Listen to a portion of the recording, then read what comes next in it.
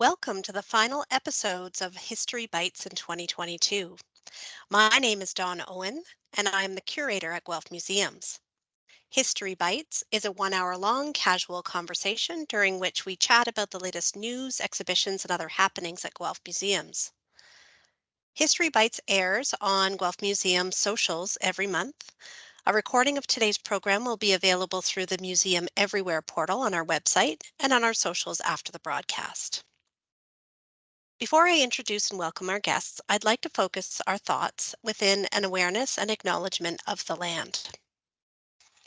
Guelph is located on the ancestral homelands of the Anishinaabe peoples, specifically the traditional territory of the Mississaugas of the Credit First Nation. The place we now call Guelph is on land that is described in the Between the Lakes Purchase, No. 3 Treaty of 1792, an agreement between the Mississaugas of the Credit and the British Crown concerning over 3 million acres of land between Lakes Huron, Ontario, and Erie. Today, Guelph is home to many First Nations, Inuit, and Métis peoples. Guelph Museums commits to the Truth and Reconciliation Commission's calls to action and to doing more to learn, share, and support truth and healing. When we gather, we spend time in conversation about the land, its history, and its peoples. We grow our knowledge and relationships with our treaty partner, the Mississaugas of the Credit First Nation, and with the many First Nations, Inuit, and Métis peoples who call Guelph home. This informs all that we do at the museum and underscores our commitment to each other today and for the health and well-being of future generations.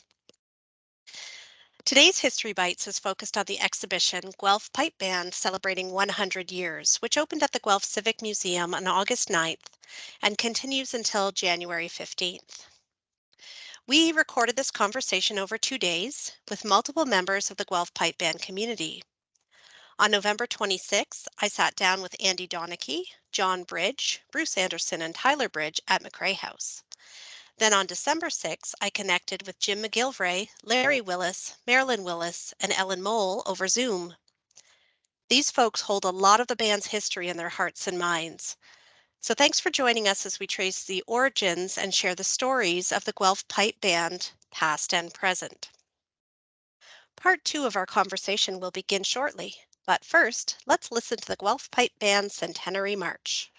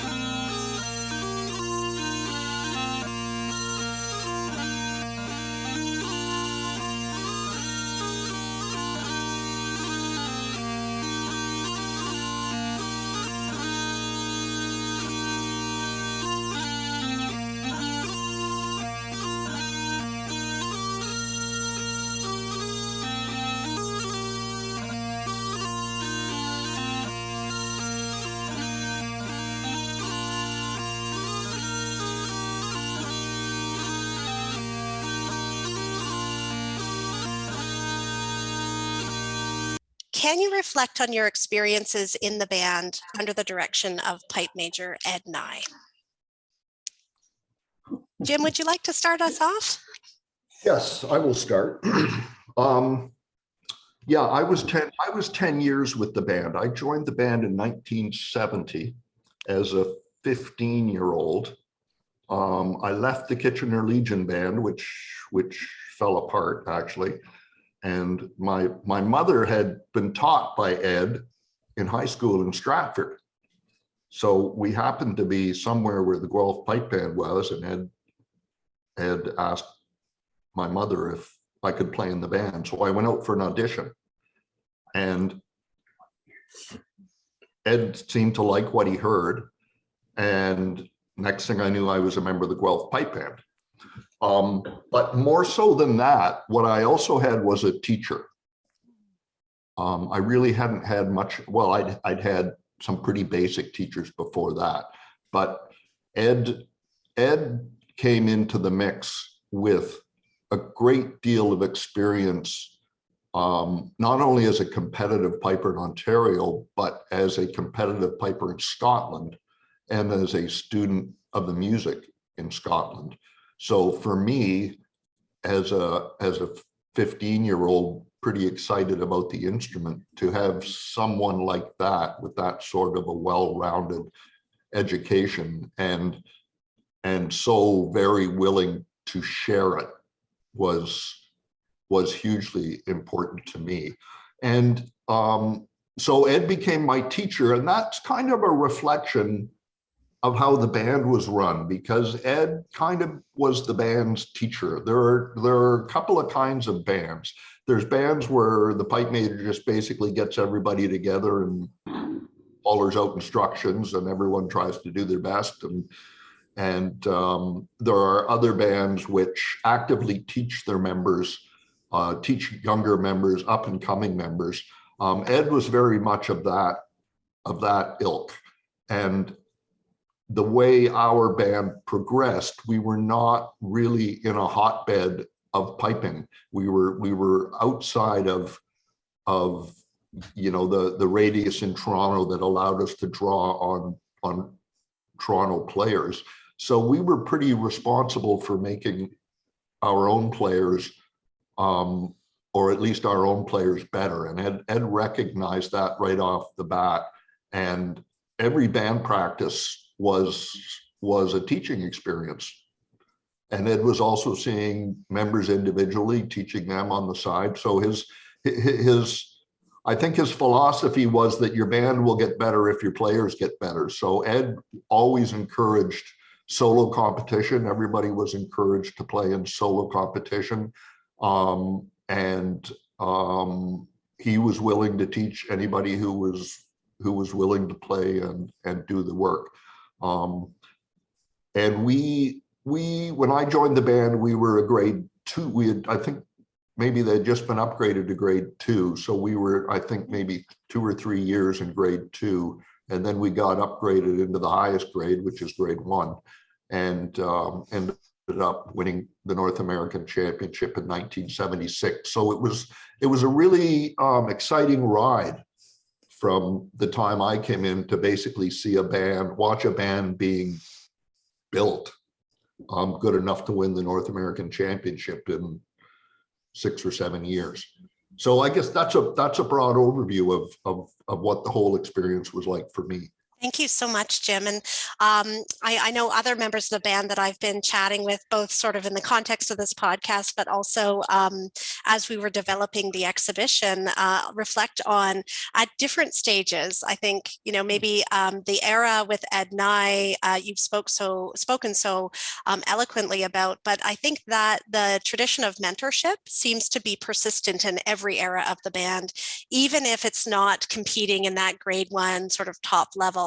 At the particular time. So, and I was noticing that there were some nods from your colleagues here as you were sharing your reflections. And I wonder, Larry, did you want to jump in and share your thoughts and reflections about Ed and that era of the band? Well, mine starts obviously when Ed joined the band, but I can go back before that. We were definitely a teaching band. When I joined in '62, I was 12 years old, and I just wanted to learn how to play. And there were people in the band at that time that were doing the teaching. And it was both piping, drumming, bass drumming, tenor drumming, you name it, they did it. Now, when I look back on it, what they were actually teaching us and what we were learning were really just the basics, because it was not a competing band at the time. It was simply a street band, and they were teaching younger players. We had some older players in the band, and it was their responsibility, and most of them took it upon themselves to teach the younger people. And so because we were not a competing band, the emphasis in the teaching was based on the basics. And that's really as far as it went, because we did not have at that time players that were of competitive caliber, shall I say, in the band. Not that they couldn't be, but there weren't enough to make a band to compete. When Ed joined the band, one of the reasons he told me that he joined the band was the fact that we had a whole group of young drummers. And I think he was probably one of the first people I ever associated with that recognized that to have a good band, you had to have a drum corps. And I don't know what he saw in us at the time, because we were still in our teens and there were 5 or 6 of us.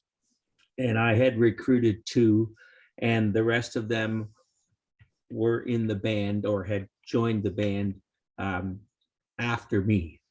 There was only one, Steve Harris, who was in the band before me of the group that Ed saw when he came to the band. But he saw this whole group of young players on the back line that were just basically playing standard scores and rudimentary drumming, and that was it. And when he came in, he came over to me and had a conversation with me about the drum corps. And I said, yes, all these kids want to play and want to learn. And that was good enough for him.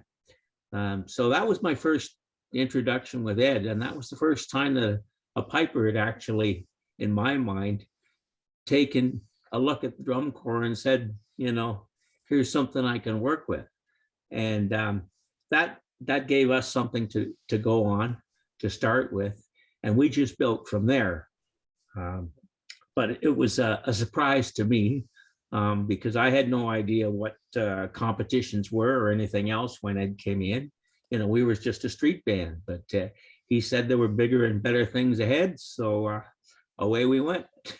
That's so great. I have this vivid picture in my mind of what that might have looked like in action in real life. Ellen, I saw you smiling and sort of reacting to both what Jim and Larry were sharing there. Did you want to jump in and offer your perspective? I just want to correct one little thing that Jim said right at the start of what he said. You said that your mother was taught by Ed, but she must have been taught by Ed's father. Oh, I'm sorry. Yes, you're right. She was taught by Ed. Yeah. Anyway, but I agree with everything else that you said. And also I agree with what Larry said. You know, Ed did really recognize the importance of ensemble before it was probably really recognized in the pipe band world in general, I think. And he, you know, we often did practices where like, do you remember sitting in a big circle and it'd be like piper, piper, drummer, piper, piper, drummer kind of thing like that, to sort of try to integrate the pipes and the drums together. He was innovative in a lot of ways in his teaching of both as teaching individuals and in teaching the band and in running our band practices, I think. He really, yeah. I joined the band in 1974. I think Marilyn and I joined at the same time, actually, in the fall of 1974. And so, you know, we missed some of the earlier years. It was interesting hearing about that, what Larry said. But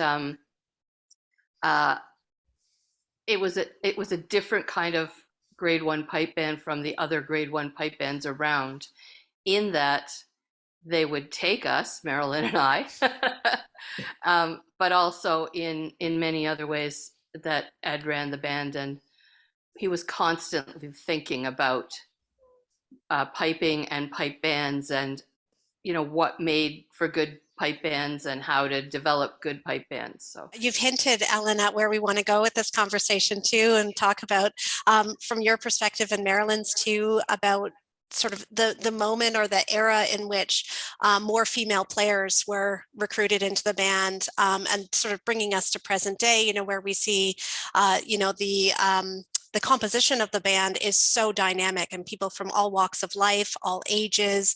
What I do see as the common thread, though, is that mentorship piece where there's always sort of a more senior, more practiced member of the band sort of counseling or mentoring up the younger members. And I think that I felt that very distinctly in our first half of our conversation with some of your colleagues.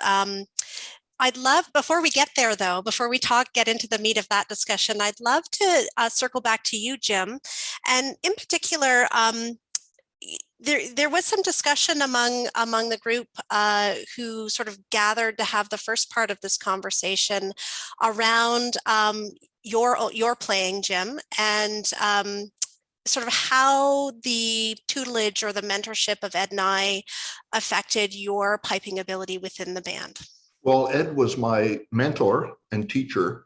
I would have to describe myself as pretty much a model pupil. It's whatever Ed said, you need to do this, I would do it. And that's all a teacher can ask of his pupils, right? And so he sort of had a model pupil, and for me, he was a model teacher. I worked hard, and he was willing to work with me as hard as I worked. So, not only did that help my band playing, but Ed basically turned me into a top flight solo player. I'm not sure if that would have happened without Ed. So yeah, he was a mentor, not just a piping mentor, but he was a life mentor as well. He was a good friend. So he was important to me in many ways. Thank you so much for that, Jim. This next question, I think, is really for everybody. And the question is, did your outlook, and you can each speak personally to this, towards competitions change significantly in this period? Marilyn, do you want to start us off? When I joined the Guelph Pipe Band, it was actually an invitation by Jim McGillivray, who I met in the coffee shop at Laurier University, where we started at that university together. I'd come from a grade 3 competition band, not fully embraced in the piping world, I think, at that point. And going out to the Guelph Pipe Band, and they were going to have a grade 4 band at that time. And I thought, well, I was pretty sure I could make the grade 4 band, but not the grade 1 band. And Ed just said, no, we're not having a grade 4 band. We're having a grade 1 band, and you will play.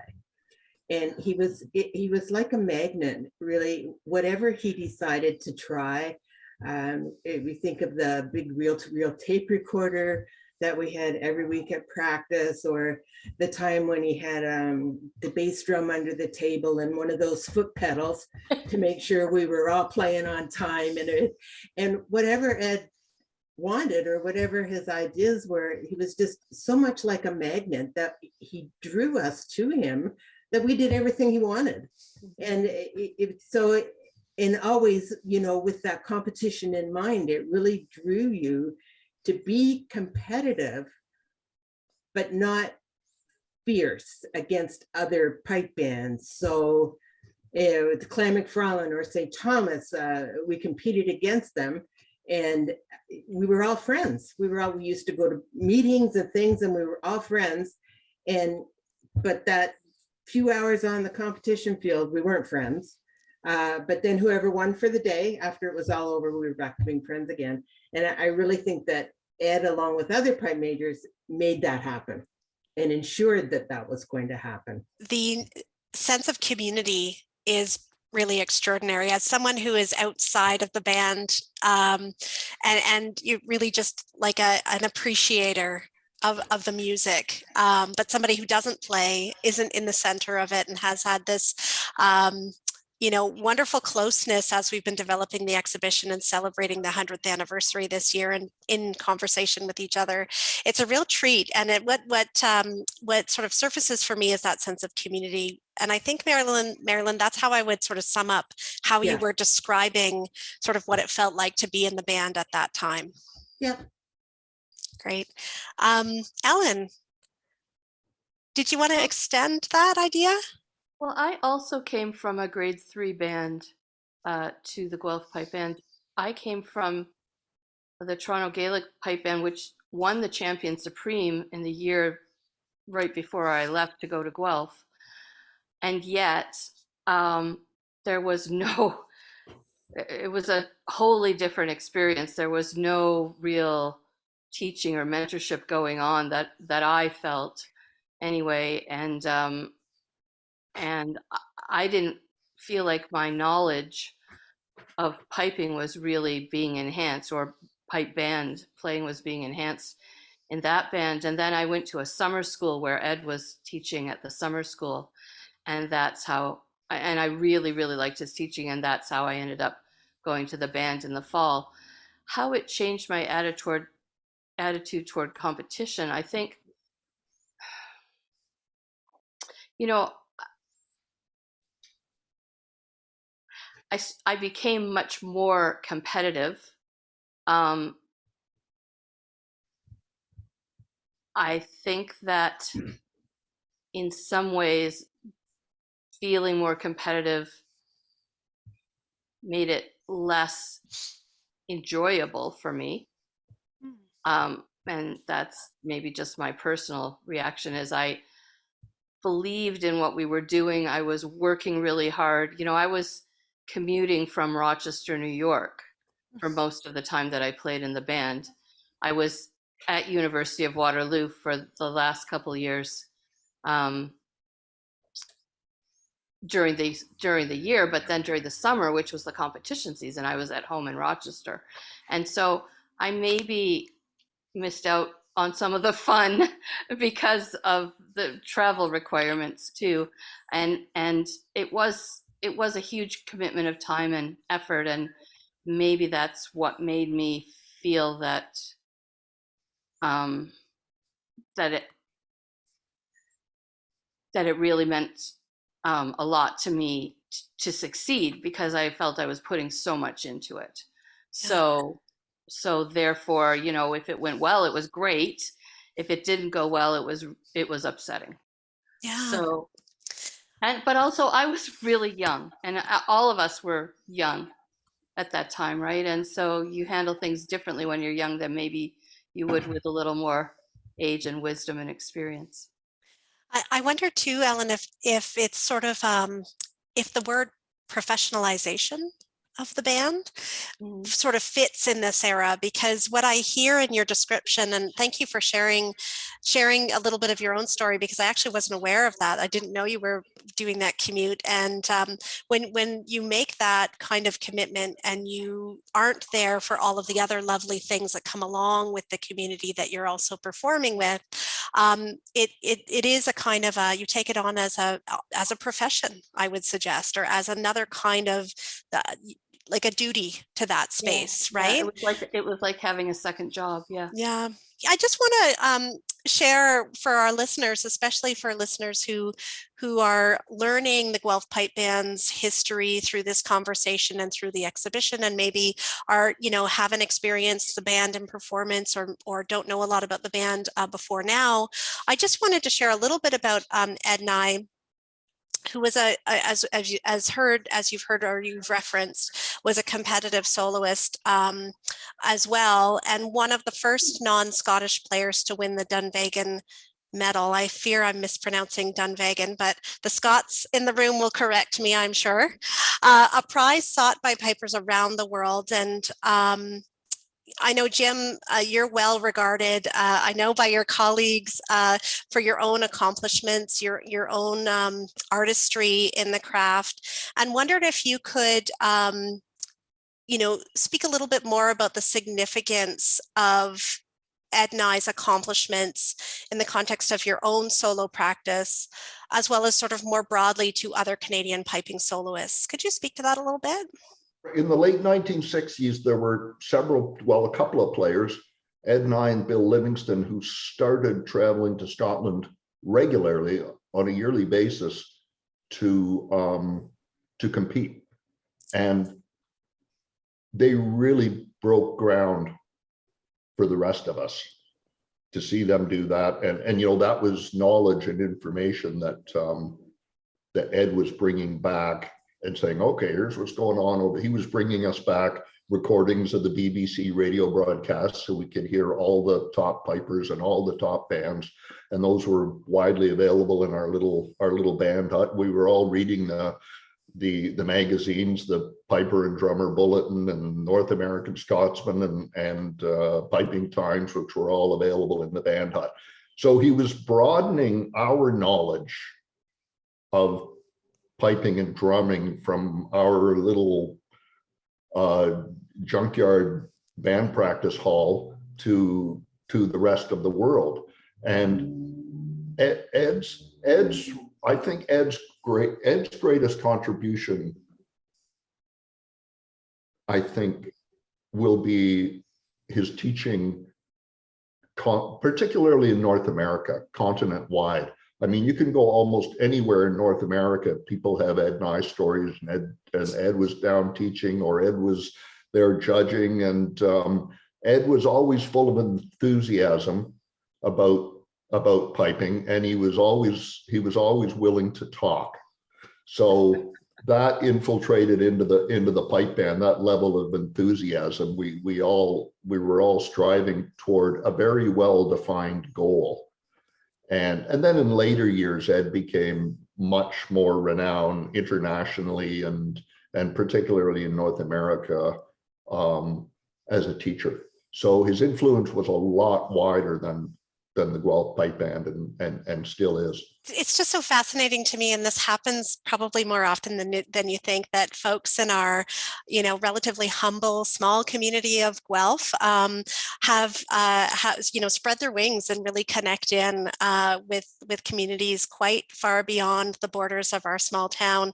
And I think, what you've been speaking to, Jim, well, frankly, all of you have been speaking to, and I think this is also upheld in the exhibition itself, that Ed was a special kind of person who really inspired and motivated and innovated in a host of ways, but couldn't have done that in the way that he did without a group of people who were absolutely, committing. I mean, I'm thinking about you, Ellen, and the story you just shared, who recognized something special was happening at that moment in that space and really committed to it and wanted to be a part of it.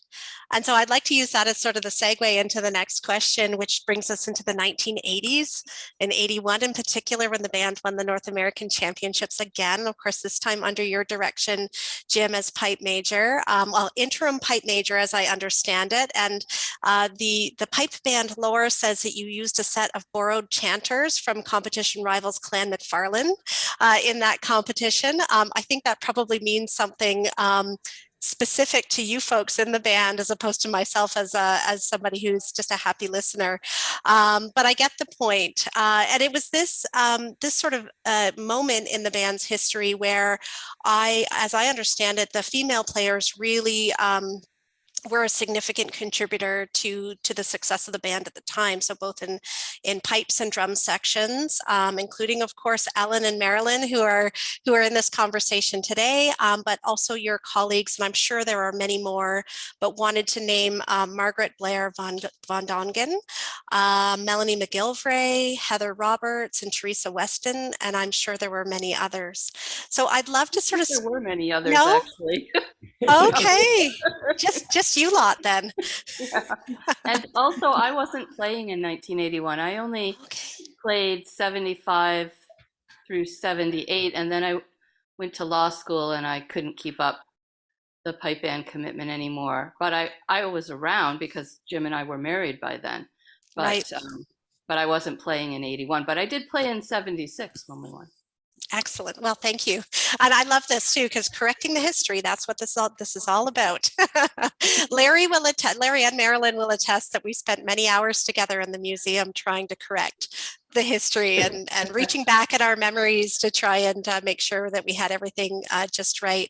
But maybe, this is a great time, I think, in our chat to really talk about the female players who did play with the band in the 70s and into the 80s. And frankly, when you see the band today, I'm not sure of the exact numbers, but there were a lot of female players at the 100th anniversary performance here at the museum. But,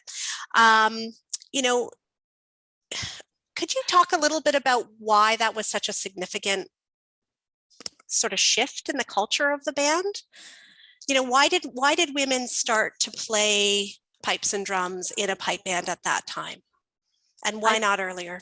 I thought a lot about this, and Marilyn, I don't want to cut you off, but there were women playing pipes and drums before that time, but they were generally before the maybe late 60s, early 70s. There were women's bands, girls' bands or ladies' bands, they called them. Like there was a Toronto girls' band, there was the Georgetown girls' band, which later became the Georgetown Pipe Band, became, co-ed in the opposite way of the way co-ed worked with the Guelph Pipe Band, where I'm sure it started out all men and then women came. I think Diane Eller, Ken Eller's wife, was, because they lived in Guelph, I think, and I think she played with the Guelph Pipe Band. Yep. Larry, you would remember this probably. Yeah. And I don't know if she was the first woman or not, but in the mid 70s, when Marilyn and I joined, at that time there were, I think, 5 grade 1 pipe bands, and I think Guelph was the only one that would take women. That's right. And then Erskine was moved up from grade 2 to grade 1, and they had some female players as well. So then there were 2 pipe bands that would take women. But, really, before I met Ed, it never occurred to me that I would ever be able to play in a grade 1 pipe band. Yeah, I'm so intrigued by your phrasing too. It's like that would take women. Imagine. And I want to relate another anecdote that I thought about. There was a year, I don't know if it was 76 or 77 or 78, but it wasn't the first year I was in the band, one of those later years, where Ed was not happy with the way we were playing. And he made every person perform our medleys and our sets solo. Do you remember that, Marilyn? You're nodding. I do. Yeah. I do. I was terrified. It was like, but the thing is, because I was at a distance and I couldn't make the midweek band practices, I was only there on the weekends. I was doing that at home all the time myself to practice for the band. So it's probably a little less terrifying for me than it was for other people. At the end of it all, Ed said there were only 2 of the pipers who made it through everything without major screw-ups. And that was me and I think you, Marilyn. Yeah. Yeah. Yeah. And it was like, it was really nice to be recognized in that way as like, listen here, guys, like we're not, just along to be eye candy. Like we are core members of the band. Yeah. Leaders, if you will. Well, by example, anyway. Yeah, by example. It was terrifying for me because I wasn't a solo player. I had been, like years before, but never progressed past grade 3. So when all of a sudden you have to start playing by yourself in front of the likes of Jim McGillivray and Ed and Jeff Nye and a whole drum corps sitting there smirking at you, it was quite terrifying. But yeah, you made it through because you had those nerves of steel that could do that. And it was gratifying in the end. Yes. But amazing. I know I started out in the girls' pipe band in Milton back in the 60s. But then most of them, I think with the exception of maybe Vancouver Ladies, most of the bands were just street parade bands. And it was, more important to make sure your hair looked good and that kind of thing, rather than whether your pipes were tuned or not. So going into the competitive world certainly was a big change from those street parade bands. I was going to say there's definitely importance and significance to street grade bands, to use your phrasing, certainly hold a lot of value and a lot of meaning for the folks who decide that that's where they're going to spend their time and their talents. But it's so interesting to me, when faced with the so clearly what, with a bar to set, or the bar was set and maintained, that there was that the response from you folks was to double down and do your best and to show that you deserve a spot in that in the band and on the stage, as it were, or on the field. Is it correct to say on the field? And I think, Jim, you were maybe going to jump in at one point as we were listening to Ellen and Marilyn share their perspectives. Yeah, I also remember at the time when Diane Eller was playing, there was a woman, Larry, do you remember Heather McPhail? Heather McPhail, yeah. Yeah, and she wasn't there for very long, but yeah, she was there when I joined the band. And you know, it never, I guess because there were two women in the band when I joined, it never, and we had women in the Kitchener Legion band, which I was playing in, which was a grade 3 competition band. But it never seemed unusual to me to have women in the band. And it was only a little bit later that I realized that it was so rare in the grade 1 pipe band scene worldwide. And then I started to feel quite proud of it. Well, we're upholding it as a really important part of the history of the band, right? And sort of the understandings that the Guelph Pipe Band were trailblazers and still are in many respects. I mean, as you all know, to talk to the likes of John and Tyler Bridge, well, they think the absolute world of this community and how far and deep that band can reach if they so choose. We ended our the first part of our conversation with some of your colleagues around sort of imagining what's next for the band or what's next for piping, pipe bands in general, but specifically to the Guelph Pipe Band. You know, could I phrase the question this way, maybe? What will the story of piping in Guelph be 100 years from now? I think the band is in really good hands right now. And the future of any organization, and particularly a volunteer organization, is so very dependent on leadership. And